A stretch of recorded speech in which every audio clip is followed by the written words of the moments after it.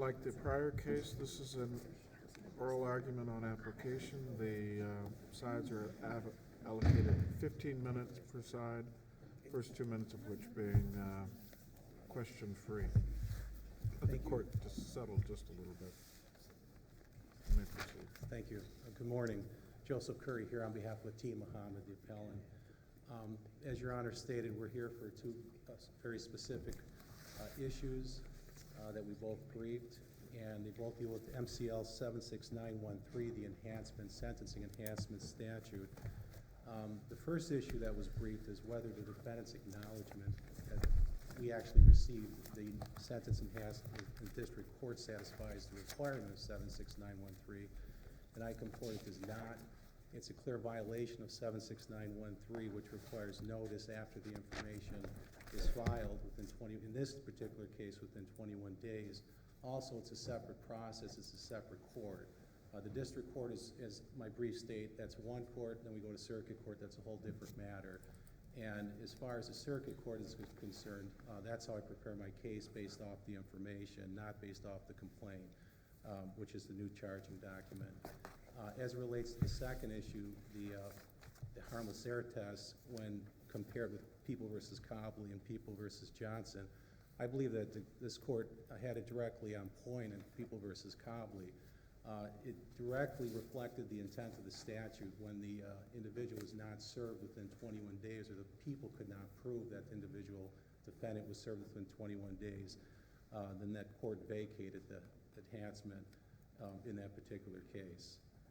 And I would take any questions at this time. Well, you mentioned Copley. Are you familiar with the Johnson order? Yes.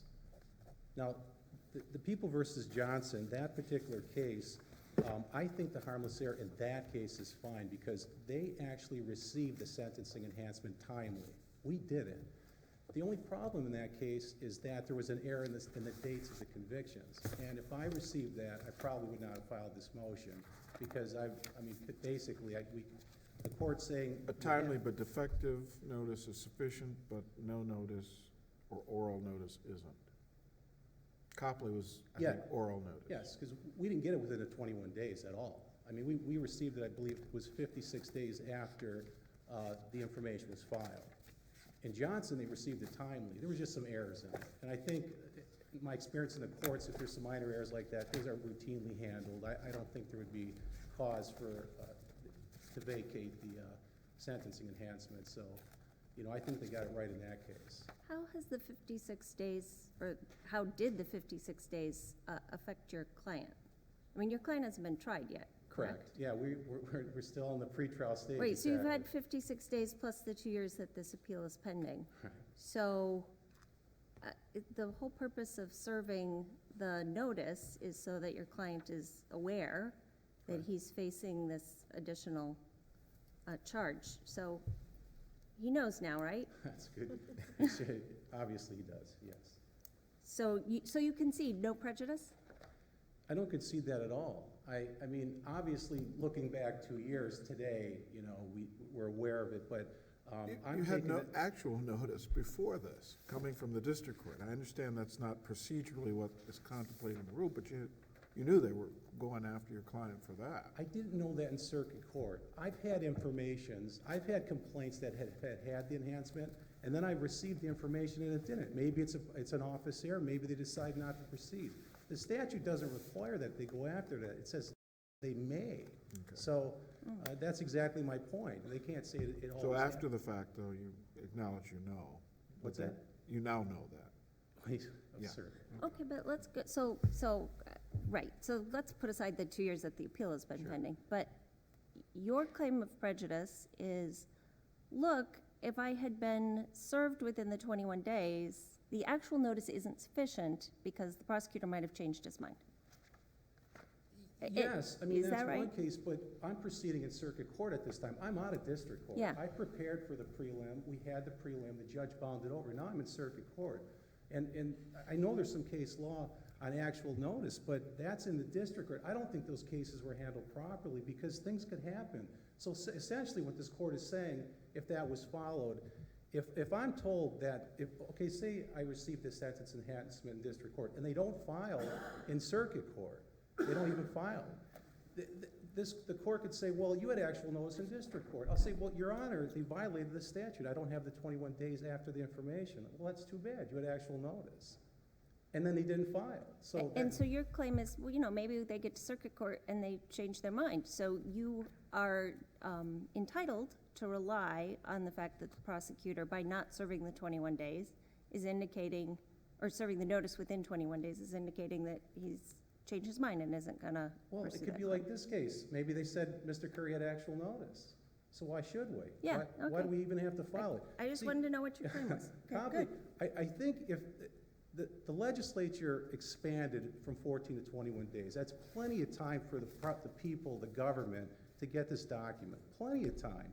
And the Morales case, I think, I believe it's stated in my, both of our briefs, it explains that they looked at that and they considered it and they said, we're not going to provide an exception. I mean, the 21 days, I think they upheld the bright line rule. And if there's a bright line rule, I think all these cases will take care of themselves after this. But you not only received the notice in district court, which admittedly was premature, but there was also some evidence that was presented to you that the prosecutor had not in fact changed his mind about the habitual offender notice. There was a pretrial conference order indicating that if you pled in a certain fashion, the prosecutor would dismiss another count and the habitual offender notice. Is that right? Yeah, the prosecuting attorney had put that in the pretrial order, which I signed and obviously the court signed. That's not a compliance with the statute because he has to list the convictions in the enhancement. So that's still. No, I'm not suggesting it's compliance with the Okay. statute. I Notice. understand, it's only a question that may or may not be relevant in terms of establishing whether this error was harmful or not. Okay, I was aware that was in the if you're asking me, I was aware of that. I'm not denying that. So that's, that's what causes us to ask, how was your client harmed by the early notice in district court and the imperfect notice in the plea Well, negotiations? I Like, mean- and the fact that, your client still, you say now knows, what's the Sure. harm? Well, now we're back then. Back then, what we're talking about is a 20-year maximum to a life maximum. I think that's pretty compelling. I need to prepare my case, and I need to know this information. I can assume that's what they're going to do, but that's not how I prepare my criminal law cases. Pretty good notice when you go to the final, go to the pretrial, and they said, we're gonna be negotiating around this enhancement. Well, sure, but that's not, we have a statute, 76913. I'm not gainsaying Okay. what the statute says. We're talking about, what the harm is if the statute isn't complied with in its fullness. And I think Morales kind of touched, People versus Morales kind of touched on that. The legislator thought about this, they expanded the 14 days to 21 days. And I put in my brief, I think the 22nd day, 23rd day, 24th day, that's what is no longer harmless error. Well, when does it stop? I mean, the cases we talk, the Sheldon case says at the time of trial, you can't do that. I mean, well, okay, I have 56 days. I was done with the pretrial, typically would be placed on the trial docket. I mean, it's my understanding in this case, I had asked to call the prosecutor and ask for whether or not he sent me the information, because that wasn't in my file. And then shortly after that, I didn't put this in my brief, but then I received a copy of the information. And it's a simple thing, to provide notice. Just provide the defense counsel with written notice, and all these cases would be resolved. If we rule for you, can the prosecutor still refile? Could the prosecutor go get a new information, refile, serve you with the timely notice, and then proceed to trial on that charge? Because you haven't been tried, your client hasn't been tried yet. Or if we rule for you, is the Well, dismissal with prejudice? no, I don't think at this point, I think the damage is already, the violation of the statute's already happened. I understand Oh, that, it but doesn't matter. can he What's the remedy? refile? Can he dismiss and refile? Oh, I'm sorry. That's my question. Don't have the best hearing. I would guess that the law would allow him to dismiss and refile, I would imagine. It's kind of a odd case then to have here, isn't it? But we get to ask him that question. so. But, I Anything mean, I would else? ask this court to consider dismissing the information in its entirety. Do you have anything else? Excuse me? You want to reserve some time? Sure. You'd like us to dismiss with I mean, prejudice? if the court would consider dismissing, and I know that's been a remedy that was taken up in several cases, I believe People versus Bollinger, they did that. Dismiss, the trial believe they court dismissed it. dismissed the enhancement notice, They right? dismissed the supplemental information. I believe the enhancement notice was in there. But the only reason that would be effective is because it was in the information supplemental that was dismissed. Correct. So all we would be doing at this point is denying here, and then whatever happens in the trial court happens in the trial court. Sure. All right. You wish to reserve some Oh, time? thank you. Good morning, Your Honors. I hope at some point you'll answer why we're here in light of the last exchange. Gladly, I will do that. Joseph Finnerty, Assistant Prosecuting Attorney on behalf of the people today.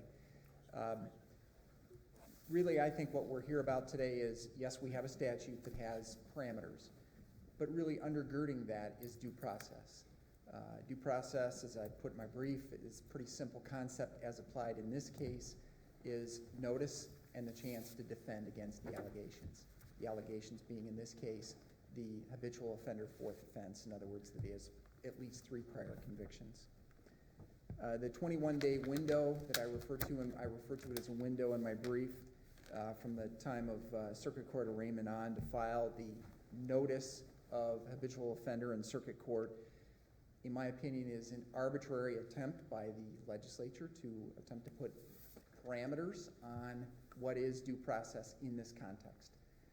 Originally, this court required the prosecutor to file promptly. Then this court later came up with a 14-day rule in Circuit Court.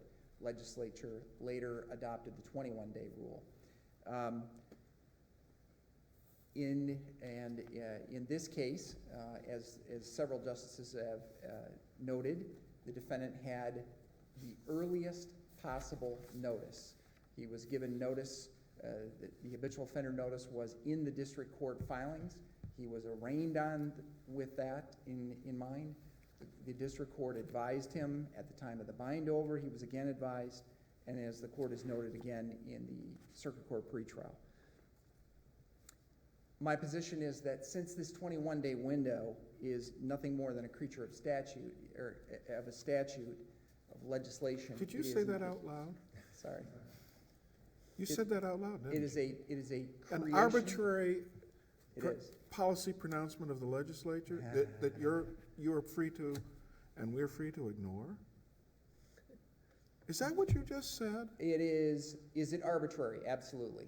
It's absolutely arbitrary. Okay, As I point arbitrary out- in the sense that the legislature could have chosen any number of. Absolutely, Okay, but they've now chosen it. yes. And usually when you say arbitrary in relationship to enacted legislation, that's attack on its provenance. You're not challenging that the legislature doesn't have Oh, no, the absolute right to say 21 days. absolutely. Once they say that, that's what we all are bound by, isn't it? Yes, but the question is, when there is a violation of that, and by, I use the term arbitrary to mean it is not required by due process. Sure, So- but it's required by statute. It is, no 21 question. days after the filing of the information, you have to file this piece of paper. And what And I'm I'm very I'm concerned about is your what sounds like an absence of respect for an enactment of our legislature. And I don't understand why you or we get to ignore the fact that our legislature said, information filed, and you got 21 days to file this notice. Yes, That's clear, right? yes. What's not clear is why we get to ignore that. We get to ignore that because, number one, that 21-day window is not required by due process. Number two, But I understand that. Yes, The but- legislature's given less than perhaps due process. and number two, Okay, the second part of the equation is the statute itself, as I point out in my brief, has no penalty provision. In other words, if you violate it, what happens now? Okay. And my point of that is that if we keep intact the idea that, number one, it's valid, 21-day window, if you don't file and serve within that 21-day period, it's invalid, then the question is, or at least it is on its face invalid, I guess. Okay. And the question is, what's the consequence? All Well, right? this trial Should it judge, be dismissed? this trial as- judge did that. What, Right. was the trial, did the trial judge fail to follow the law? As interpreted by this court in Johnson, in my opinion, yes, the trial court did not follow the law.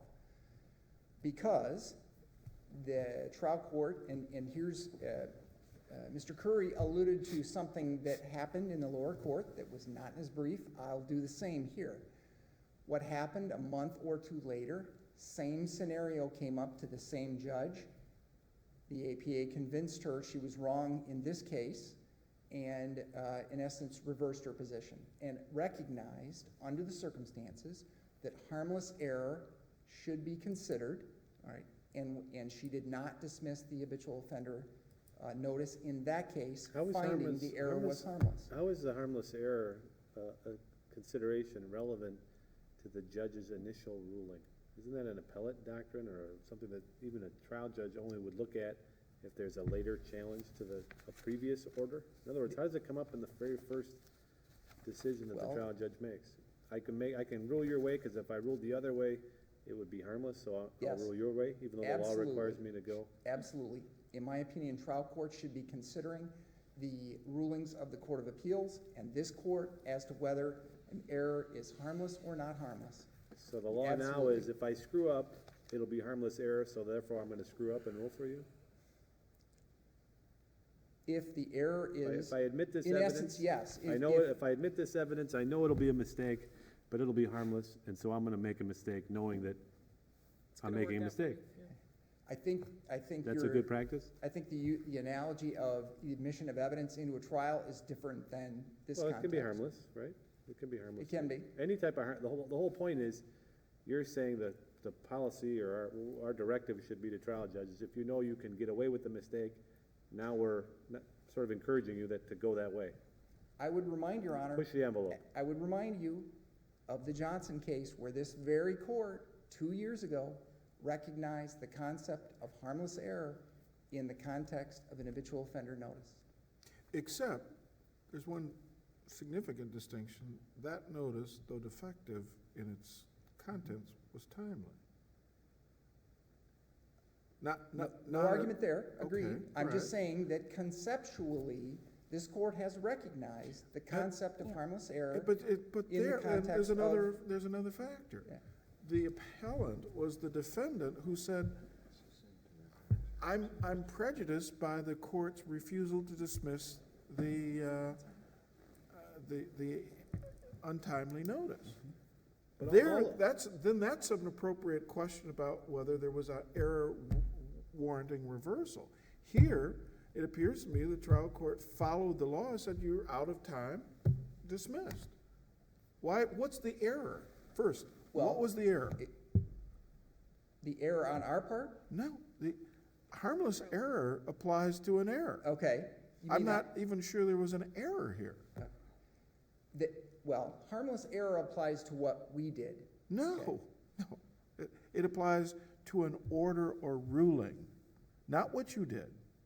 You're not the relevant focus of a harmless error, because harmless error talks about something the court has done that is erroneous. Well, I don't know that the trial court, if I'm correct, that that's the focus of both the court rule and the statute, then what your error or your predecessor's error in failing to do the timely notice is irrelevant to that consideration. Respectfully, Your Honor, I disagree with that premise. The idea that harmless error has to do always to do with what the trial court did. There are many contexts where, for instance, prosecutorial misconduct, okay, where, let's say there was no objection, the court did nothing, and this court then rules down the road that what happened, yes, there was error, but it was harmless. But here, there was an objection. I'm just using it to Okay. rebut his idea I that agree, I don't the disagree harmless with, error I only don't applies to disagree what with the your, court did versus what the parties I did. don't disagree with you that in that context of an unpreserved error, we may look at it in that way, but when the error, there's an objection at trial and a court ruling, you're telling me the focus of our review is not on the court's ruling, it's on the underlying error? I mean, doesn't it seem strange to you that we should determine that the trial judge who, I think you concede error, that you erred, Yes, that you made a mistake, the trial judge correctly interpreted the statute, and you're saying the trial judge's error was in not applying harmless error to himself in his initial ruling, and saying, if I make a mistake in this ruling, it'll be harmless, so therefore, I'm gonna make a mistake and rule contrary to the plain language of the statute. that's exactly my point. That's a little convoluted, Can isn't it? I ask you what, this is what's been troubling me all along. So when the trial court dismissed this claim, dismissed this count because of the failure to file the 21-day notice, why didn't the prosecution just go and refile? Is there some reason why that couldn't happen? Why did you take an interlocutory appeal instead of just going back, new information, refile? Okay, well, here's, Would that have been I don't procedurally think, permissible? and the question was posed to Mr. Curry, I don't think we can do that. Why not? I don't think we can refile a new information. Why not? Why not? Because the arraignment's already occurred and the 21-day window is gone. Are you talking about, the person wouldn't be rearraigned in circuit court? Why not? Why That's not? a new That's information. not, if there's no different charges in that sense, they're not gonna be rearraigned. Doesn't happen. It's like an You're just amended saying- You're just asserting information. they're not going to be. We're saying it wasn't dismissed with prejudice, so if you refile a new information, You start from I think scratch. Well, the you court start would with a have new- to rate them. Yeah. No, Well, that's not the way it all I works. can say is that it would Or be that our gets position, waived. you can't do that. It's not So just you that. think cannot it's just double- refile a new information. Why? Double that jeopardy? are- Let me be more specific. You dismiss the charges, there is no Right. case, and you reinitiate the criminal warrant and complaint in the district court. You're Right. telling me the prosecutors in Michigan don't have the authority, when there's a dismissal without prejudice, to reinitiate charges, for example, if they learn of new evidence, or if a witness that No was question. not, they couldn't locate before, now they can locate in the future? See, and I believe you're right, exactly on point. In my mind, there's a distinction between, can I just file the same document again and rearrange them in circuit court versus, can I dismiss the entire case and Well, that's- restart Well, in right, that's her district that's court? what I meant. I just Yeah. didn't Oh, do all sorry. the antecedent steps. Okay, yes. Dismissed without Could we prejudice, you Dismiss get to without start over. prejudice, And start over. Yes. Our position is two things. Number one, why should we have to do that? Number two, Because you blew the deadline. and number two, if the error is harmless, what's the point? Let Why me- should let- we have to go through let all me- those gyrations? All right, let me if put the it in a error was different, harmless because okay, there's no prejudice to the defendant. let me So- put it in a different spin. You want to look at the court's error as harmless and want the court to review it itself. But there's a statute, your notice is untimely, the court chooses to make a dismissal without prejudice. To me, that is something that's reviewed for an abuse of discretion. The court could have said, you had actual notice, I'm not gonna make them go and refile and drag this thing out longer, there's no harm to you. Go ahead and file it and we're gonna let it stay. Or the court can say, I'm gonna dismiss without prejudice, prosecutor, do it right. Seems to me that's an outcome, either way could have been acceptable. It's at the discretion of the trial court, and shouldn't that be reviewed for an abuse of discretion? I think if we're talking about a bright line, 21 days, if you blow any of the requirements, you're done, okay, in the sense, then our only option would be to dismiss and reissue and start completely over. Correct. And our position is that when the error here, given all the notice that the person had, including in writing, when all that's in place, why should we have to do that? Because the trial judge looked at the rule and said, in my court, I'm gonna make the prosecutor follow the rules. Is that an abuse of discretion? I would say in this context, because it's really, the facts are not at issue here, it's a legal issue.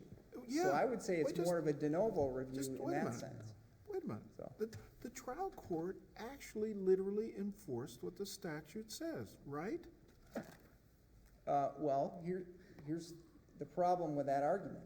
The problem is there a 21-day requirement? Yes. And did you comply? We with did it? not. But the Okay. question then is, what's the consequence?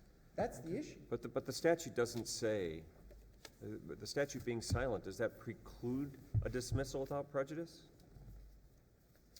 It hypothetically, no, it certainly doesn't, because. So it seems to me it's because- up to the discretion of the trial court. But to get to the issue of whether it's mandatory or directory and whether it's a notice issue is a due process issue, I agree with you, maybe not constitutional, but statutory, you're entitled to statutory notice. Are these the things we should be thinking about when we're assessing whether or not there is a remedy and whether if there is, whether the remedy is dismissal? The proper remedy, or whether there's some other? Do I think the issues here are things like harmless error and due process, and what's the remedy? Absolutely. I think that's what's before the court. Agreed. Yeah, well, I guess I left out harmless error because I'm really struggling to determine how a trial judge is supposed to think about, if I screw this up, it's gonna be harmless error, so therefore I can screw this up. That's a strange way for a trial judge to think about a legal issue, I would think. When I was a trial judge, I tried to just get it right the first time and not think about what would happen if I got it wrong. I think, Your Honor, in hearkening back, I'm guessing there were times when you had to make decisions, whether it's pre-trial or during trial, and make a determination as, if I rule this way or that way on this issue, will the defendant be prejudiced? Lots of those scenarios come up. Only if that was a relevant consideration. Absolutely. Your time is up. It is relevant. Thank you Your very Honor. much. Thank you. Do you have anything more to add? Thank you. The case is submitted.